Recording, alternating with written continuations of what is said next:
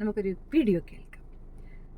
ചിന്ന ചിന്നാസെ റിലീസായി ഹിറ്റായിക്കൊണ്ടിരിക്കുന്ന സമയം താലാട്ട് എന്ന് പറഞ്ഞൊരു മൂവിയുടെ റെക്കോർഡിംഗ് നടക്കുകയാണ്. രാജാ സാറിന്റെ ടേക്ക് എടുക്കുന്നതിന് മുമ്പ് രാജാ സാറ് ചെറിയ കറക്ഷൻസ് പറഞ്ഞുതരാൻ വരുമല്ലോ. അപ്പൊ റൂമിൽ വന്നു, നീ എതുക്ക് അങ്കെല്ലാം പോയി പാടറേ, ഇങ്ക മട്ടും പാടുന്ന പോതും. റഹ്മാന്റെ പാട്ട് കയറി ഹിറ്റാവുകയും ചെയ്തു. അതെ. അതിനുശേഷം പിന്നെ രാജാ സാർ വിളിച്ചിട്ടില്ല. പിന്നെ എന്നെ വിളിച്ചിട്ടേ ഇല്ല. രാജാ സാറിന്റെ അടുത്ത് എല്ലാ ദിവസവും എനിക്കൊരു പാട്ടുണ്ടാവും. ചിന്ന ചിന്നാസി പാടിയതിനു ശേഷം എനിക്ക് പാട്ടുകൾ കുറഞ്ഞു സത്യത്തില്. ആ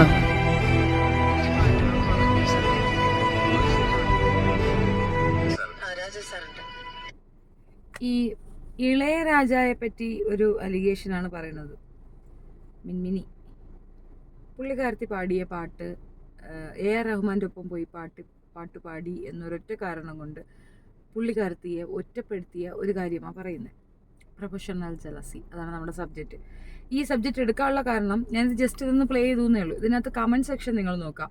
പലരും ഇളയരാജയോടുള്ള ഭയങ്കരമായ പ്രണയം കാരണം, പ്രണയം മീൻസ് മറ്റൊന്നല്ല, ഇഷ്ടം കാരണം ഈ പെൺകുട്ടിയെ എടുത്തു വെച്ച അറുമാതിക്കുകയാണ്. ആക്ച്വലി പെൺകുച്ചി പറഞ്ഞൊരു വലിയ സത്യമാണ്. കാരണം അവർക്കിടയിൽ ഭയങ്കരമായ കോമ്പറ്റീഷൻ ഉണ്ടായിരുന്നു, റഹ്മാൻ്റെയും AR റഹ്മാനും ഇളയരാജയുമായിട്ട്. AR റഹ്മാൻ്റെ ഒരു പ്രശ്നം എന്താണെന്ന് പറഞ്ഞു കഴിഞ്ഞാൽ അദ്ദേഹം ന്യൂജൻ ആയിരുന്നു. ആ സമയത്ത് ന്യൂജനെ കോൺസെൻട്രേറ്റ് ചെയ്ത് ഇംഗ്ലീഷ് മ്യൂസിക്കിൻ്റെയൊക്കെ ഒരു സപ്പോർട്ടോടു കൂടി ഒരു പ്രത്യേകതരം മ്യൂസിഷ്യനായിട്ട് അറിയപ്പെടുകയാണ് ചെയ്തത്. അതേസമയം ഇളയരാജ എന്ന് പറഞ്ഞാൽ ഓൾഡ് മെലഡീസിൻ്റെ ആളാണ്. ഭയങ്കര സൂപ്പർ ഹിറ്റാണ് പുള്ളിയുടെ പാട്ടൊക്കെ തന്നെ. ഒന്നും നമുക്കൊരു കംപ്ലൈൻറ്റ് പറയാനില്ല. ഭയങ്കര നൊസ്റ്റാൾജിയ ഫീൽ ചെയ്യുന്ന നല്ല സോങ് ഒക്കെയാണ്. പക്ഷെ എന്താ പ്രശ്നം എന്നറിയാമോ? അഹങ്കാരം തലയിൽ കയറി മറ്റൊരാൾ തനിക്കൊപ്പം വന്നു, അല്ലെങ്കിൽ തന്നെക്കാൾ മികവുള്ള ഒരാളെ കാണുമ്പോൾ തോന്നുന്ന അസൂയ കൊണ്ട് പതനം ഏർപ്പെട്ട ഒരു വ്യക്തിയാണ് ഇളയരാജ എന്ന് ഞാൻ പറയും. അദ്ദേഹത്തിൻ്റെ മ്യൂസിക് ഇപ്പോഴും ഓക്കെയാണ്, അക്സെപ്റ്റൻസ് ഉണ്ട് എന്നല്ല. പക്ഷേ ടോപ്പായി നിൽക്കുന്ന സമയത്ത് പെട്ടെന്നൊരു പതനം വന്നതിൻ്റെ റീസൺ അസൂയ മാത്രമാണ്, അല്ലാതെ പുള്ളിയുടെ മ്യൂസിക്കിന് കഴിവില്ലാഞ്ഞിട്ടല്ല. ഈ പലർക്കും ഉള്ള ഒരു പ്രശ്നം അതാണ്, അവരവരുടെ കഴിവുകളെ അവർക്ക് വിശ്വാസമില്ല. അവർ മറ്റുള്ളവരെ കഴിവ് കണ്ടിട്ട് അസൂയപ്പെടും. താൻ ഭയങ്കര സംഭവമാണ്, തന്നെക്കാൾ മറ്റൊരാൾ പൊങ്ങിയാൽ പ്രശ്നം എന്ന് തോന്നുന്നത് എപ്പോഴാണെന്നറിയാമോ? തന്നെ പറ്റി ശരിക്കും അറിയാത്തത് കൊണ്ടാണ്. ഇപ്പം നമ്മുടെ കഴിവിനെ പറ്റി ശരിക്കും നമുക്കൊരു അവബോധം ഉണ്ടെങ്കിൽ മറ്റൊരാൾ നമ്മളുടെ അതേ ഫീൽഡിലോ നമുക്കൊന്നും തോന്നില്ല. ബിക്കോസ് നമ്മൾ എലിജിബിൾ ആണ്, എന്നെ കൊണ്ട് എന്തൊക്കെ പറ്റും, എനിക്ക് എന്തൊക്കെ സാധിക്കും എന്നുള്ള ബോധം നമുക്കുണ്ടെങ്കിൽ വേറൊരാൾ അങ്ങനെ ഇപ്പം ഇനി ഒരു കടയുടെ കാര്യം തന്നെ പറയാം. നമ്മുടെ അപ്പുറത്തൊരു കട ഇടുകയാണ്, ഒരു ചായക്കട തന്നെ വെക്കാം. നമ്മളിവിടെ ഒരു ചായക്കട നടത്തുന്നു, അപ്പുറത്തും ഒരു ചായക്കട. ആ ചായക്കട വന്നുകൊണ്ട് ഇവിടുത്തെ ഇത് കുറയും എന്നുള്ളതല്ല. നിങ്ങളുടെ ഫുഡ് ടേസ്റ്റാണ്, ക്ലീൻ ആയിട്ടാണ് നിങ്ങളത് സെർവ് ചെയ്യുന്നതെങ്കിൽ അപ്പുറത്ത് ഇനി 5 സ്റ്റാർ വന്നാലും ആളുകൾ നിങ്ങളുടെ അടുത്തേക്ക് വരുള്ളൂ. കാരണം നിങ്ങളുടെ ക്വാളിറ്റി മറ്റാരെ കൂടെയും കമ്പാരിസൺ ചെയ്യാൻ പറ്റാത്ത അത്രയും സ്ട്രോങ് ആയിരിക്കും, അത്രയും യൂസ്ഫുൾ ആയിരിക്കും. അത് വിശ്വാസമില്ലാത്തവരാണ് ഇത്തരത്തിലുള്ള പേക്കൂത്തുകളൊക്കെ കാണിക്കാൻ പോകുന്നത്. വാസ്തവത്തിൽ AR റഹ്മാന് ഒരു രീതിയിലുള്ള ഒരു മാച്ച് ചെയ്യാൻ പറ്റുന്ന, ഒരു കോമ്പറ്റീഷൻ ചെയ്യാൻ പറ്റുന്ന ഒരാളെ അല്ല ഇളയരാജ.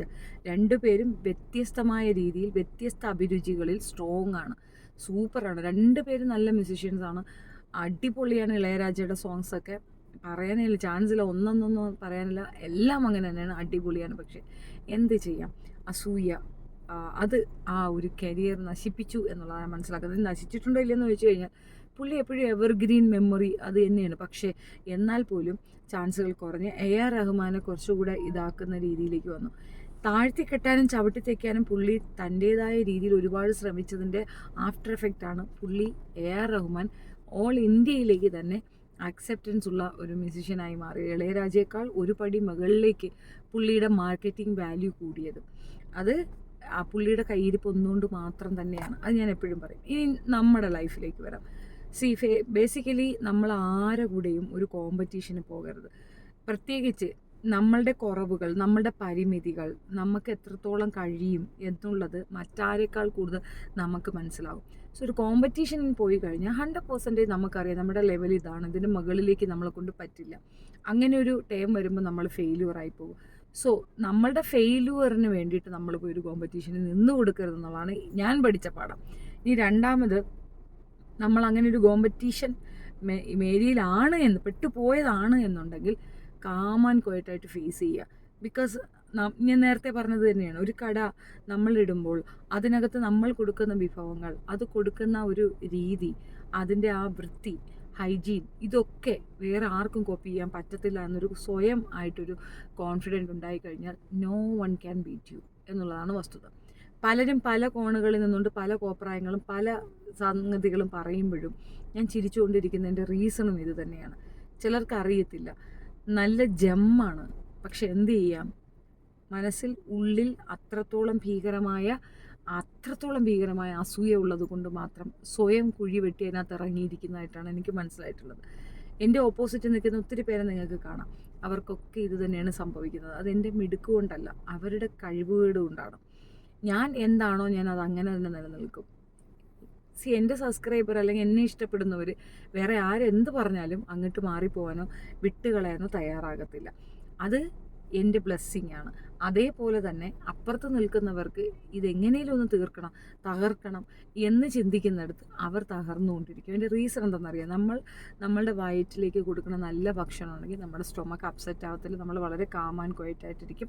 അതിൽ നിന്ന് വേണ്ട അത്യാവശ്യമുള്ള ജീവകങ്ങളും ഒക്കെ അത് ബോഡി അബ്സോർബ് ചെയ്യും, നമുക്ക് മെൻ്റൽ പീസ് തരും, നമ്മുടെ ഹെൽത്ത് ഭയങ്കര സൂപ്പറായിട്ട് അത് മെയിൻറ്റെയിൻ ചെയ്യും. അങ്ങനെ ഒരുപാട് കാര്യങ്ങൾ നമുക്ക് ബെനിഫിറ്റ് ഉണ്ടാകും. അതേസമയം നമ്മളൊരു വൃത്തികെട്ട ഭക്ഷണം, നമുക്കിഷ്ടമില്ലാത്തൊരു ഭക്ഷണം, അല്ലെങ്കിൽ നമ്മൾ ഈ ലൂസ് സ്റ്റൂൾ വരാനുള്ള ഒരു ഭക്ഷണം കഴിച്ചാൽ നമുക്കുണ്ടാകുന്ന അവസ്ഥ എന്താണ്? നമ്മുടെ ശരീരം ഘടന തന്നെ മാറും, മൊത്തത്തിൽ വയറിളകി ഊപ്പാടഞ്ചും വരും, ഇല്ലയോ? നമ്മൾ ഇതേ സാധനം തന്നെ ബ്രെയിനിനും കൊടുക്കണം. നല്ലത് ചിന്തിക്കുക, നല്ലത് മാത്രം ചിന്തിക്കുക എന്നുള്ളതാണ്. നമ്മുടെ ശത്രുക്കൾ നമ്മളോട് പല കോലങ്ങളും പല വേക്കുത്തുകളൊക്കെ കാണിക്കുക. ഡു ആൻഡ് ഡിലീറ്റ് ആണ് എൻ്റെ പോളിസി. ആ സമയത്ത് പറയുക, അങ്ങ് കളഞ്ഞേക്കാം. പലർക്കും നമ്മൾ എത്തിപ്പെടുന്ന ഒരു സാഹചര്യം, ഇപ്പം ഒരു പൊസിഷനിലേക്ക് എത്തുന്നു എന്ന് തോന്നിക്കഴിഞ്ഞാൽ, ഇവൾ എന്നെ മറികടക്കുമോ എന്ന തോന്നലിൽ തന്നെ ഞാൻ മറികടക്കും എന്നുള്ളതാണ് വസ്തുത. അതായത് നിങ്ങൾ വിചാരിക്കുകയാണ് എന്നെക്കാൾ ഉയരത്തിലേക്ക് അവർ പോകുമോ, അത് എൻ്റെ ഈ പ്ലേസ് തന്നെ നഷ്ടപ്പെടുമോ എന്ന ചിന്തയിൽ എന്നെ തകർക്കാൻ നിങ്ങൾ ശ്രമിക്കുന്നിടത്ത് ഞാൻ കൂടുതൽ വിജയത്തിലേക്ക് എത്തും എന്നുള്ളതാണ് വസ്തുത. അപ്പം ഇതൊരു ബാറ്റിൽ ഫീൽഡാണോ എന്ന് വെച്ചാൽ ഓബിയസ്ലി ഇതൊരു ബാറ്റിൽ ഫീൽഡ് തന്നെയാണ്. കാരണം നമ്മളെപ്പോലെ ആശയമോ അല്ലെങ്കിൽ നമ്മളെപ്പോലെ ഇത് അവതരിപ്പിക്കാനുള്ള കഴിവോ ഇല്ലാത്തവർക്ക് അവർക്ക് നിലനിൽപ്പിന് വേണ്ടിയിട്ട് നമ്മളെ ഇകഴ്ത്തുകയും താഴ്ത്തിക്കെട്ടുകയും സ്വാഭാവികമാണ്. അപ്പം അതിനെ എങ്ങനെ റെസിസ്റ്റ് ചെയ്യാമെന്ന് ചോദിച്ചാൽ ഫ്ലഷ് അടിച്ചങ്ങ് കളഞ്ഞേക്കുക, അതാണ് നല്ലത്. ദ ബെസ്റ്റ് തിങ്, നമ്മുടെ ലൈഫിൽ നിന്ന് തന്നെ അവരെ ഫ്ലഷ് ഔട്ട്, അത്രയേ ഉള്ളൂ. സോ വീഡിയോ ഇഷ്ടപ്പെടുകയാണെങ്കിൽ ഷെയർ ചെയ്യുക, ലൈക്ക് ചെയ്യുക, സബ്സ്ക്രൈബ് ചെയ്യുക. നീ കാറിലിരുന്നു കൊണ്ട് വേറെ ആരെങ്കിലും കോപ്പി അടിക്കണം എന്ന് പറഞ്ഞു കഴിഞ്ഞാൽ അവിടെ കുറച്ച് സൗണ്ടാണ്, അതുകൊണ്ടാണ് കാറിലിരുന്നത്. എനിക്കാരെയും കോപ്പി അടിക്കാനല്ല. പിന്നെ എന്നെ ആരെങ്കിലും കൊല്ലുമെന്ന് പേടിച്ചുമല്ല ഞാൻ വണ്ടിക്കകത്ത് കയറി കുത്തിയിരിക്കുന്നത്. അതൊരു കംഫർട്ട് സോൺ ആയതുകൊണ്ടാണ്. Okay, thank you.